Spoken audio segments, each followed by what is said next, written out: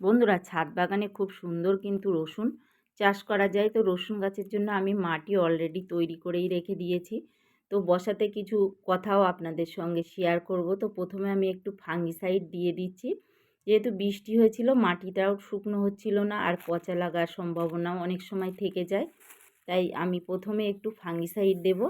তারপরে যেটা দিচ্ছি হিউমিক অ্যাসিড অল্প পরিমাণ একটু একটু করে ছড়িয়ে দিয়ে এইভাবে দিয়ে দেব। তাহলে বসানোর পরে আর গোড়া পচাটা কিন্তু লাগবে না। তাই অনেক সময় আমাদের কিন্তু এইভাবে দিলে আমাদের গাছ বসানোর পরে গাছ আর মারা যায় না, কোনো ক্ষতিও হয় না। তো মাটিটা আমি মিশিয়ে নিচ্ছি ভালোভাবে, নিয়ে আমি তারপরে বসিয়ে দেব। তো এই ক্যারেটটা কিন্তু আমি ফ্রিতেই পেয়েছিলাম। খুব বড় ক্যারেটেই আমি রসুন বসাচ্ছি। তো আমি কিছুদিন যাবৎ আপনাদেরকে ভিডিও দিতে পারিনি। তো এখানে দেখুন যেটা হচ্ছে রসুন। তো আমি রসুনের বীজ আমি ভিজিয়ে রেখে দিয়েছিলাম। রাখার পরে দেখুন কত সুন্দর শিকড়ও বৃদ্ধি হয়েছে। তো আমি ভিডিওটা দিতে পারিনি, কারণ হচ্ছে যে আমি একটু ব্যস্ত ছিলাম। যে কারণ আমি হচ্ছে নানি হয়ে গেছি। তো সবটাই আপনাদের সঙ্গে শেয়ার করি।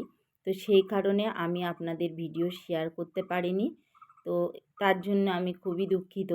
তো এরপরে আমি অবশ্যই এবারে ভিডিও দেব, তবে বড় ভিডিওটা দিতে পারছি না, মানে সময় পাচ্ছি না সেই মতো। আর এই কাজগুলো আমি রাত্রেই করে রাখছি, দিনে বীজ বসাচ্ছি। তো এর জন্য তো বড় ভিডিও করতে বেশ একটু টাইম লাগে। আপনারা শর্ট ভিডিওটা দেখে নেবেন, দেখলে কিন্তু বুঝতে পারবেন সবটাই। তো এইভাবেই রসুনটা বসাবেন। দেখুন কতটা করে গ্যাপ আমি রাখছি। তো এটা কাঠি দিয়েও আপনারা কিন্তু হাত দিয়ে না দিয়ে কাঠি দিয়েও করতে পারেন। তো আমার মাটিটা একেবারেই ঝুরঝুরে, যার কারণে আমি হাত দিয়েই কিন্তু চেপে দিচ্ছি। তো দিয়ে এইভাবেই আমি একটা একটা করে রসুন বসিয়ে দেব। আর এই যে রসুন বসাচ্ছি, একটা রসুনও কিন্তু মারা যাবে না।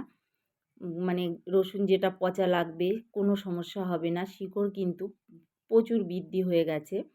তো এইভাবে রসুন পেঁয়াজ কিন্তু বসানো যায় খুব সহজ পদ্ধতিতে।